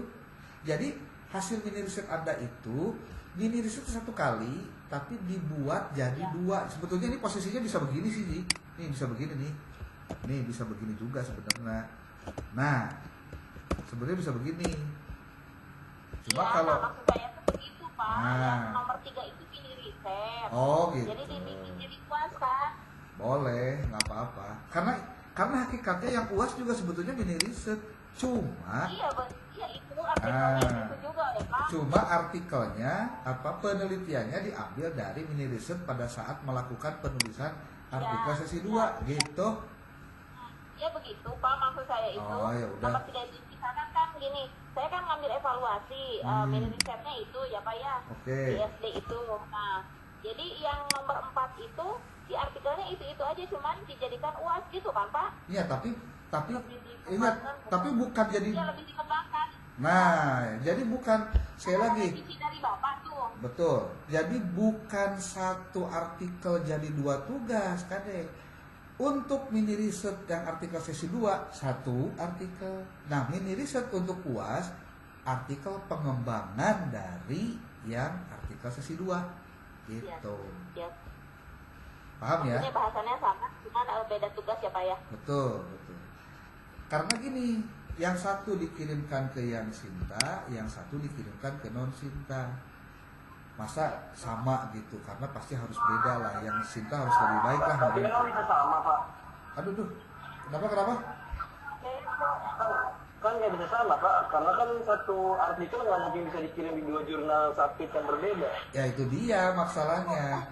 Tidak boleh menulis satu artikel dikirim ke beberapa jurnal. Nah, itu pasti kena blacklist itu. Bukan blackpink, blacklist itu mah. Jadi memang betul tidak boleh mengirimkan satu artikel yang sama ke beberapa jurnal, itu nggak boleh, jangan. Makanya dibedakan. Minimal dari judul ya Pak dibedakan. Tidak hanya judul tapi substansinya. Hati-hati substansinya. Nah, jadi maksud saya, kenapa itu perlu disampaikan terlebih dahulu? Jadi pertanyaan tadi menarik. Pak, saya apakah harus ke lapangan lagi? Sebetulnya tidak usah. Anda tinggal mengolah data dari hasil yang sudah Anda dapatkan, dikembangkan, diperdalam, dan analisisnya dipertajam. Gitu. Iya. Itu aja sih. Sebetulnya saya jadi jangan apa ya? Jangan di mencek Sunda nama dibawa as gitu. Oh, tugasnya kiai. Enggak juga sebetulnya, tinggal diolah-olah dikit-dikit aja. Persis kayak mobil itu tiap tahun kenapa beda-beda padahal mobilnya sama. Padahal cuma interiornya diganti seetik, kadang-kadang lampu sennya awalnya lampu sennya di pinggir sekarang ke atas gitu berjejer. Padahal lampu sen kayaknya sebenarnya gitu. Nah, itu aja sih. Terus yang kedua Pak, saya mau nanya yang tentang kajian kurikulum. Tadi saya bimbingan, kebetulan alhamdulillah saya pakai temanya ya tentang SKI itu Pak dan di ACC. Jadi itu lebih berkembang lagi, dan ke dalam tesis lebih berkembang lagi gitu ya Pak ya? Ya, betul. Bahkan kalau saya nih ingin pada Anda, kalau misalkan bikin tesis tuh nanti ya, bikin tesis ini dalam pikiran saya. Kalau Anda bikin tesis, itu bikin tesis jangan yang seperti biasa, yang biasa banyak pengaruh X pada Y dalam saya mah jenuh sebetulnya gitu teh. Kalau boleh ya ngomong. Kenapa tidak Anda mendalami satu materi tentang di mata pelajaran PAI mana gitu, kemudian Anda kritisi dengan pendekatan analisis filsafat pendidikan Islamkah atau ilmu pendidikan Islamkah, atau dengan pendekatan filsafat apa gitu untuk mengkalkulasi itu. Seperti contoh nih di bagian kajian dan pengembangan kurikulum. Itu kajian teologis filosofis dari setiap materi ajar yang ada itu kayaknya belum masuk pada tataran yang sesungguhnya kalau menurut saya. Padahal kritisisme kita terhadap kritik kita terhadap penjelasan itu harusnya penting dilakukan sebagai seorang mahasiswa magister menurut saya. Cuma kadang-kadang ada cina materi iya mah nggak masuk pada kategori materi yang buat tesis, jadi diliwat gitu, hanya materi sebagai penguat kompetensi jadi magister PAI saja. Padahal enggak, itu bisa dijadikan sebagai cara kita untuk membedah masalah dengan pendekatan psikoanalisis ilmiah, yaitu dengan menggunakan apa? Menggunakan metodologi ilmiah gitu. Halo? Wah, saya ditinggal tidur nih. Cuma Enggak Pak, menyimak Pak, lagi mikir. ya. Jadi bikin tesisnya itu nanti itu bikin tesis yang betul-betul apa ya? Yang betul-betul baru gitulah, paling tidak mengulang hanya sebatas hal yang biasa gitu. Kalau boleh ya, kalau boleh. Ada yang istimewa dan gregetnya gitu ya. Ya, jadi gini, Anda ngikuti mata kuliah saya atau mata kuliah yang lain juga sebetulnya bisa jadi potensi untuk menjadi masalah dalam penelitian tesis.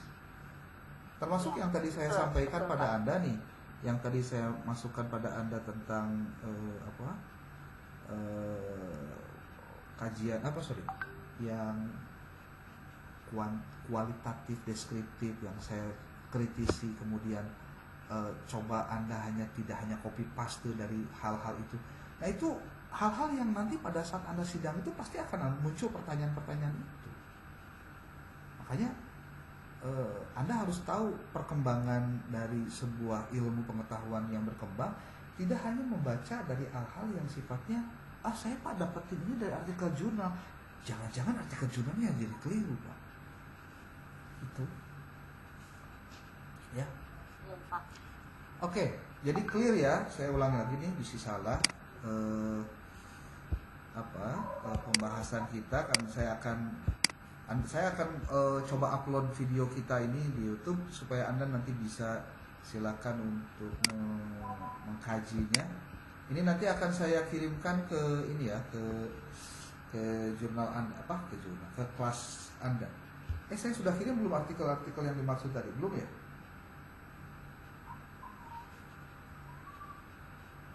Sudah belum? Di grup desain Pak? Ya, sudah belum? Oh, ini sudah tuh.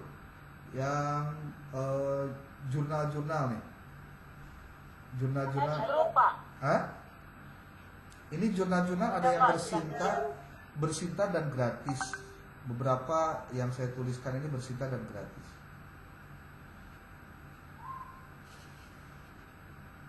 Oke. Bapak kalau gratis mah lama Bapak numpuk. Ya carinya yang cepet, bisa kali. Sebetulnya mah gimana pendekatan dan ngobrolnya aja.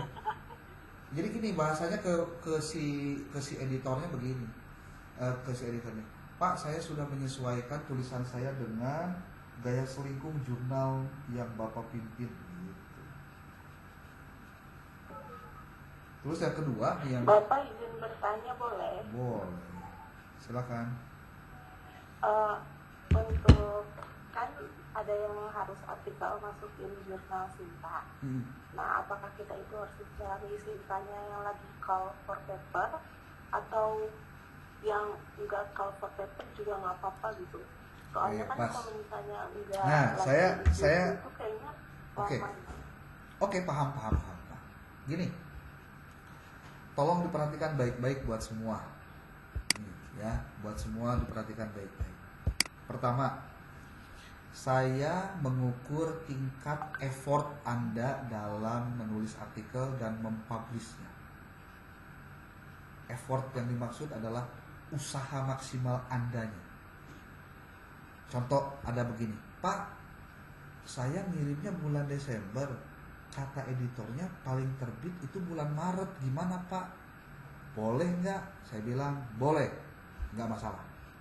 Yang penting pastikan editornya bersedia untuk mengirimkan LOA-nya,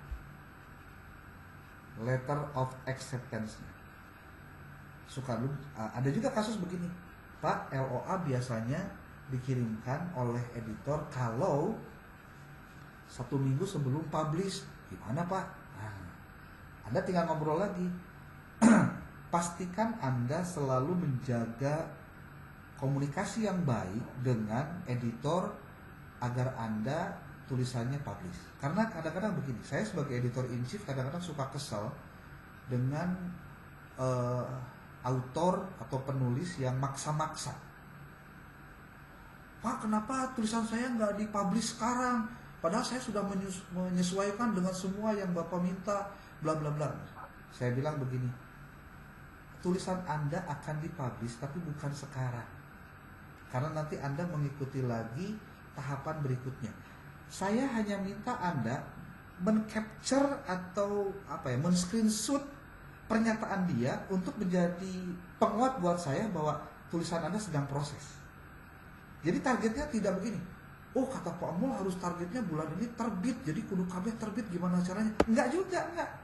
Tolong perhatikan baik-baik ya. Perhatikan baik-baik.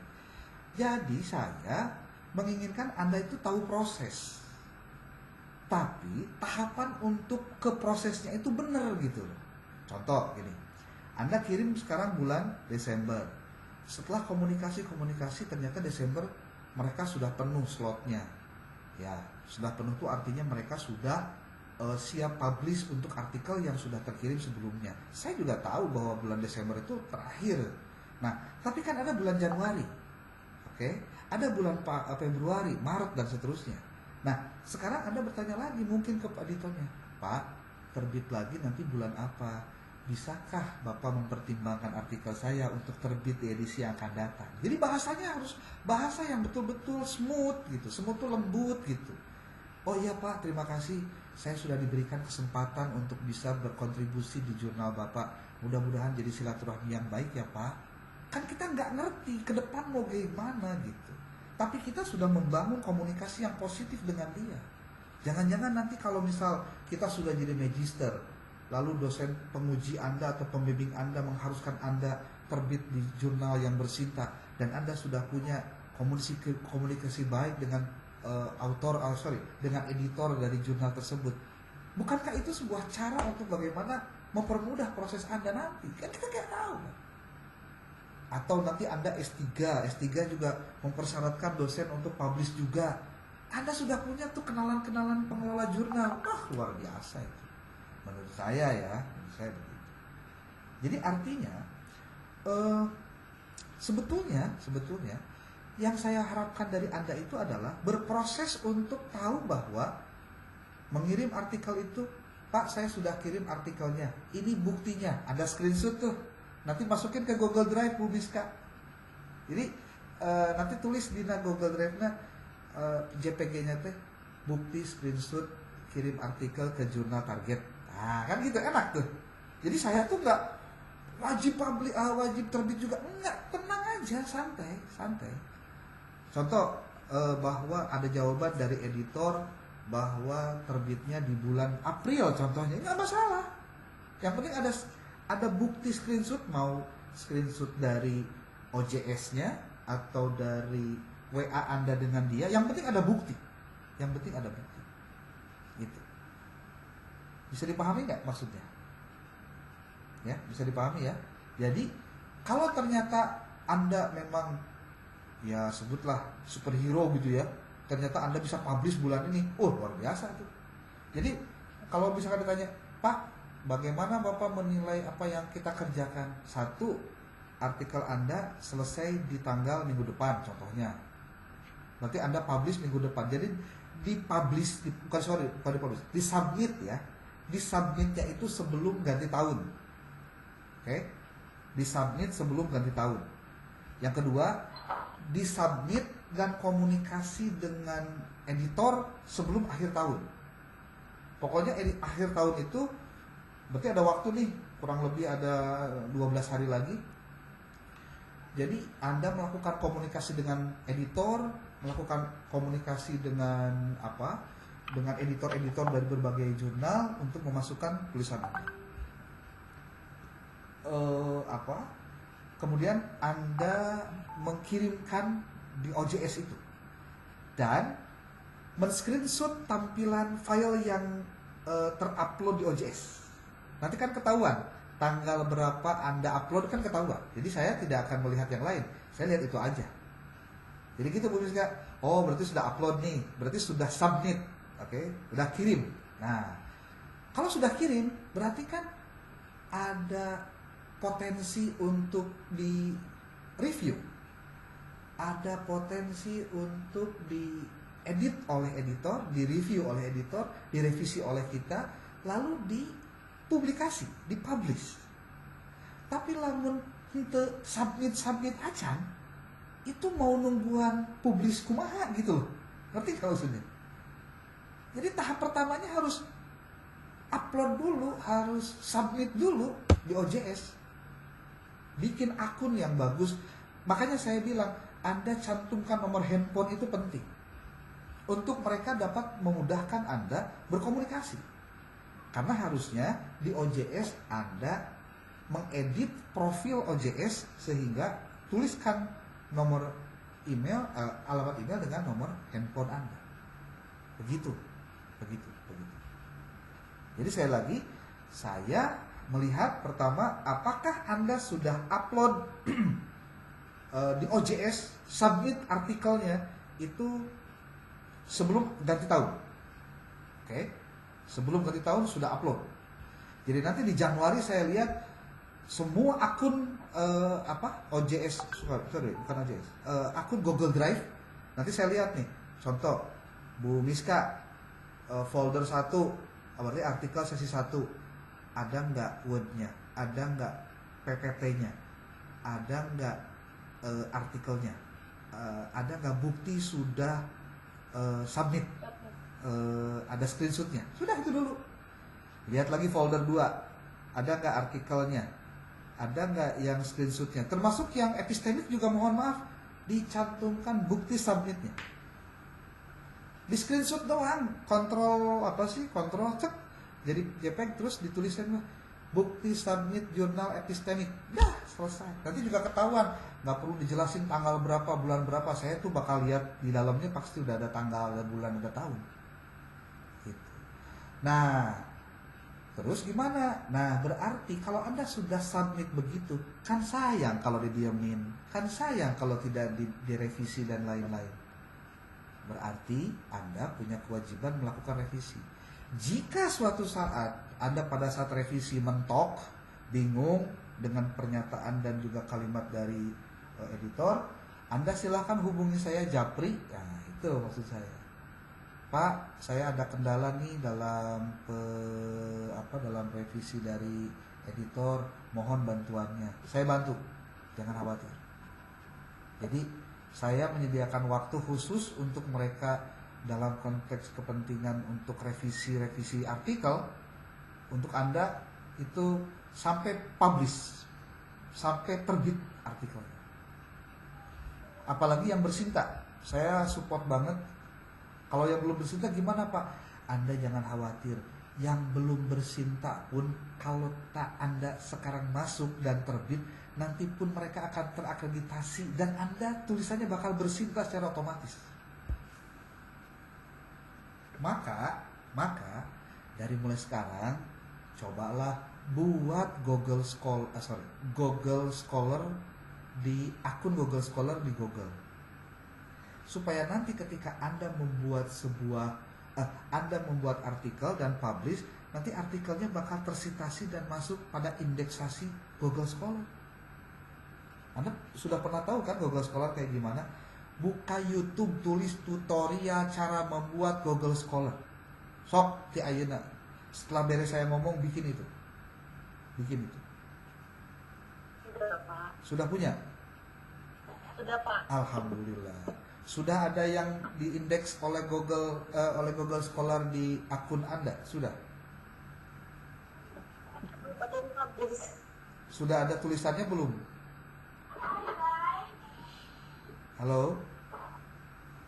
Sudah ada tulisan yang sudah terindeks di di Google Scholar? Belum, Pak, karena belum ada yang publish. Nah, nanti kalau sudah publish makanya cepet-cepet. Ya, oke? Siap, Pak. Oke, ini yang hadir berapa orang ini? 17. Siapa yang gak hadir, Bu Miska nih, teman Anda itu?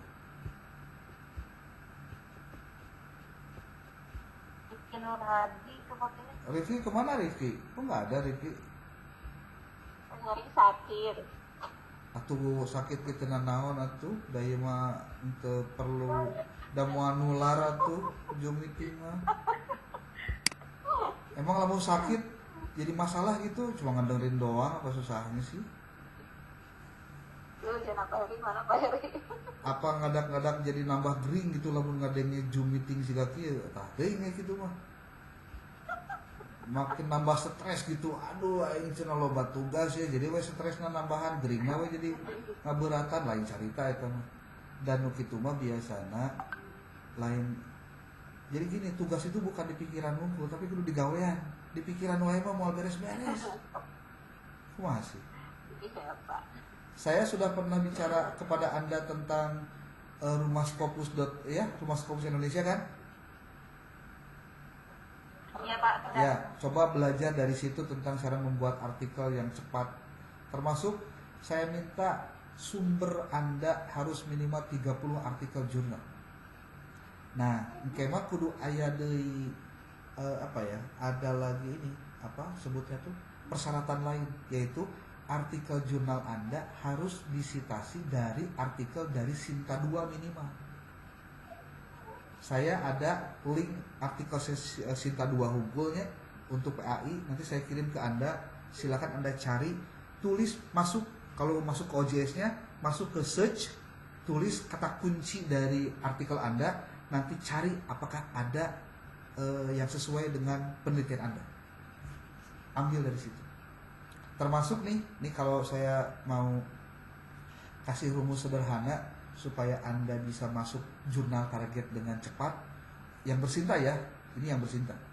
Pertama, kutiplah atau sitasilah artikel yang dibuat oleh editor in chief di jurnal itu satu. Yang kedua, kutiplah artikel yang ada oleh editor dan atau reviewer yang ada di jurnal itu. Cari, mungkin kumaha carana asup-asup kena sing pinter. Jadi bahasa Prof. Khairul itu adalah gratifikasi ilmiah yang legal ketika kita mau publish artikel jurnal di jurnal. Kan kita nggak ngasih duit nih, ceritanya gratisan. Kita sitasi aja karyanya, ketika dipublish kan karyanya naik. Jadi kalau ditanya apa fungsi dari para penulis kita ketika nulis di jurnal non-Sinta, tujuannya adalah untuk kita menjadi bagian dari kesuksesan jurnal itu, karena kita pernah menulis di jurnal yang baru terbit. Orang-orang yang menulis di artikel yang di jurnal yang belum bersinta itu, mereka akan sangat bangga, padahal mereka tuh belum bersinta. Kenapa? Penghargaan kepada kitanya beda. Benar nggak? Beda. Oke, demikian yang bisa disampaikan. Mungkin ada lagi yang mau ditanyakan, silakan. Jujur ya Pak, Ya. di antara dosen yang saya kenal hanya Bapak Dr. Mulyawan yang menerangkan secara detail dan terstruktur, walaupun terkadang saya pusing juga gitu Pak. Masya Allah. Ya, ini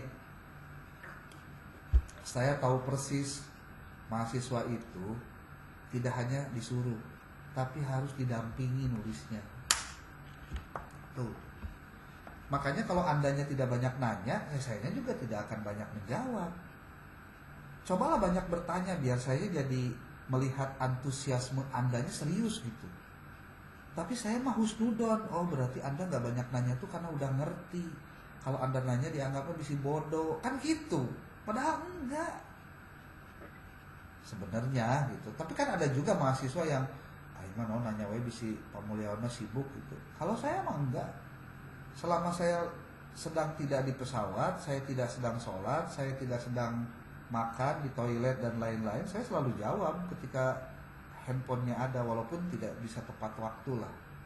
Nah kadang kadang malamnya gitu kan bisa saya jawab. Gitu. Jadi Pak Yusuf, kalau anda mau bisa ya harus banyak usahanya. Nah sekarang saya sedang mengusahakan apa yang saya bisa. Tinggal sok atuh berkontribusi bareng-bareng. Makanya saya berani mengatakan Anda harus tahu bahwa saya pun ada kontribusi untuk artikel Anda. Kenapa? Karena saya mengarahkan Anda untuk begini. Saya juga tahu tidak semua dosen mengajarkan hal yang serupa. Karena rata-ratanya, kamu tolong ya publish ini artikelnya di Sinta ya atau di anu. Mungkin hanya bisa omong doang, tapi saya tidak bisa memaksakan itu. Kenapa? Anda tahu kenapa? Ya karena tiap orang punya tipe yang berbeda-beda. Dan saya tidak mau masuk pada tipe yang seperti itu. Saya pengen masuk pada tipe orang yang ingin mendampingi mahasiswa menulis itu sesuai dengan yang benarnya gitu. Minimal sesuai dengan apa yang saya pernah pelajari gitu. Karena saya pun nggak mau Anda nulis ada nama saya di situ, tapi tulisannya contoh ngaco. Ngaconya begini, nulis latar belakangnya teu nyambung, nulis ayeuna jumlah citasinya juga sedikit, kemudian ngambil citasinya bukan dari jurnal-jurnal yang populer, terus judulnya aja ngaco contohnya. Kan yang malu bukan hanya Anda, saya yang malu nanti. Kenapa? Tulisan Dr. Tekio cenah. Ya saya kan mengarahkan itu dengan benar-benar harus begini. Walaupun pada akhirnya tangkapan dari apa yang saya sampaikan kan tidak sama juga. Makanya mungkin ketika kuliah online begini ada yang bari nundutan, aya nu bari dina motor, aya nu bari nyeuseul, kan saya teh apal. Itu benar-benar kuliahna jangan-jangan yang ditangkap oleh Anda yang duduk sambil mendengarkan begini dengan yang sedang mengerjakan pekerjaan yang lain itu pasti beda hasilnya Pak, pasti beda hasilnya. Tapi saya berhusnuzon kalau saya rekam semua ini ada nanti di YouTube, mudah-mudahan Anda buka lagi. Termasuk nih saya mohon diingatkan untuk Anda yang sudah publish artikel yang sudah submit atau mengirim artikel di jurnal epistemik, nanti akan ada orang yang menghubungi Anda untuk melakukan proses review. Pokoknya akan ada deh, pokoknya waktunya nanti kapan nanti saya kasih tahu. Ya. Makanya Bu Miska sudah menuliskan nomor handphone itu sudah ya? Sudah Pak, sudah dikirim ke Bapak. Di Japri ya? Ya. Oke. Itu yang sama Pak Kapnun bareng ya? Sama ya? Satu folder, Oke. 2 sheet. Siap, nanti kalau ada apa-apa nanti saya telepon Bu Miska deh. Kalau bisa juga dikirim aja ke email Bu Miska. Email saya tahu kan ya? Baik. Ya, mulyawan@winspd.ac.id. Bapak Ibu, demikian yang bisa disampaikan. Mohon maaf saya bawel banget kalau untuk urusan tugas, apalagi sekarang sudah akhir. Biasanya kan mahasiswa mah suka peduli karena nilainya can keluar. Namun nilainya keluar mah biasanya sok hari-hari gitu ya. Nah, sekarang saya akan pastikan karena Anda akhir semester ini bakal komprehensif, bakal seminar judul atau seminar proposal, berarti kan semua aktivitas akademiknya sangat bergantung kepada ketuntasan dari perkuliahannya. Nah, saya melihat dari aktivitas perkuliahan salah satunya adalah dari penyelesaian tugas-tugas. Jadi kalau ditanya Pak kalau belum publish di akhir tahun ini gimana, tapi terbitnya di bulan depan atau bulan Februari atau bulan Maret atau April, silahkan. Tapi yang pasti dampingi terus tuh sampai publish tulisannya. Saya hanya melihat seberapa besar effort usaha Anda untuk sungguh-sungguh mengerjakannya. Bapak, pengalaman saya submit jurnal itu publishnya 1 tahun. Alhamdulillah. Bukan submit jurnal, Bu, submit artikel. Submit artikel ke jurnal. Ya. Jadi nyebutnya artikel, paper atau manuskrip, itu istilahnya sama. Tapi kalau jurnal itu majalahnya. Tapi kalau tulisannya artikel. Jadi kalau Bu Martina ngirim setahun, Bu, saya ngirim ke Scopus 2,5 tahun, Bu. Makanya nggak berhenti. Jadi nulis submit lupakan, nulis submit lupakan, nulis lagi submit lupakan, gitu kan terus saya ngomong. Sampai passwordnya itu lupa, Pak. Nah kalau password lupa kan tinggal forgot password, gampang kan? Kan bisa diklik forgot password, nanti masuk ke email kita, nanti tinggal diklik ngelink lagi nanti ke ke tampilan jurnalnya. Yang Jipai nggak gitu, Pak, nggak bisa. Nah kalau yang Jipai Ada semuanya di Google. ada di Google, Bu, ada benar di Google ada. Soalnya jadi Atau gini, Bu, gampangnya gini, yang Jipai tanya tuh pengelolanya. iya, jadi memang sudah publish tapi kita nggak bisa masuk akunnya gitu, nggak bisa masuk akunnya lagi. Ah, masa sih? Walaupun sudah Iya, publish, itu bisa. Iya Pak, kalau JPAI nggak bisa. Oh gitu. Iya. Berarti kalau sudah Ganti publish, berarti kudu bikin akun baru gitu ya? Iya, jadi dikirimnya di pemberitahuannya melalui WhatsApp gitu, Pak. Oh ya udah, memang mungkin mereka nggak mau ribet gitu. Ya udahlah, Ibu ikuti aja alur mereka lah, gitulah, susah amat. Iya. Pokoknya Ya Bapak, terima kasih. Ini mau pesan-pesan sedikit ya Pak ya. Ini kan terakhir ya Pak, Ya. pertemuan terakhir gitu. Saya berharap kedepannya Bapak masih bisa bersilaturahmi dan berkomunikasi dengan kita sebagai mahasiswa, karena kami masih membutuhkan, apalagi kita berlanjut ke tesis. Alhamdulillah di situ ada peran Bapak sedikitnya. ya. Besarnya juga bisa banget gitu ya. Jadi mohon untuk mendampingi atau membantu begitu Pak. Oke, saya dengan sangat senang sambil berproses ya. Pokoknya Anda harus beres sampai dapat gelar magister. Kalau saya mau buat Bapak semoga cepat jadi guru besar, Pak. Amin, amin. Doanya nuhun. Pokoknya ya berproses lah. Itu ujuk-ujuk. Pokoknya gini, Anda harus beres kuliahnya, jangan sampai ada yang istirahat lagi, jangan sampai ada yang pengen cuti dulu atau apapun, jangan. Ya, UIN mah sudah kaya, nggak butuh donatur. Ya.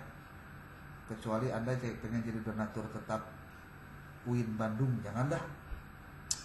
Cepat-cepat kuliahnya Ya, dan beresin. semoga para dosen pembimbing memudahkan kami sebagai mahasiswa, dan insya Allah kami berikhtiar sepenuh hati Pak. Oke. Ya. Iya Pak, nggak apa-apa, semoga aja dosennya baik-baik. Ya, bagus lah. Pokoknya semangat terus nih.